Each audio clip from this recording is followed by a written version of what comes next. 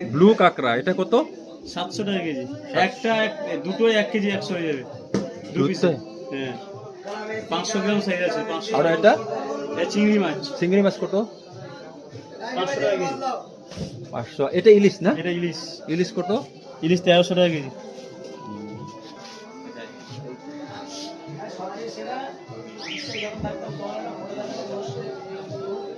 করে তোর আমার একটাই দানা নেই।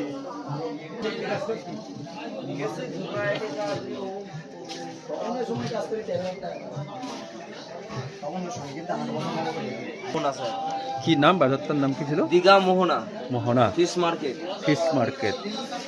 এখানে সব রকম ইলিশ, গলদা চিংড়ি, ভেটকি, রানী কমপ্লেট, বুলুকেরা, লাল কাঁকড়া, তারপরে হচ্ছে পদ্মার ইলিশ, তারপর জ্যান্ত দেশি কাঁকড়া, সব রকম এখানে আইটেম পাবেন। এটা দেশি কাঁকড়া না? হ্যাঁ দেশি কাঁকড়া, মাটির কাঁকড়া এগুলো সব জ্যান্ত পাবেন এখানে। সব ওগুলা কি পিস হিসাবে পাওয়া যায়? না স্যার, এগুলো কেজি। কেজি কেজি কত ওগুলো? 700 টাকা করে কেজি।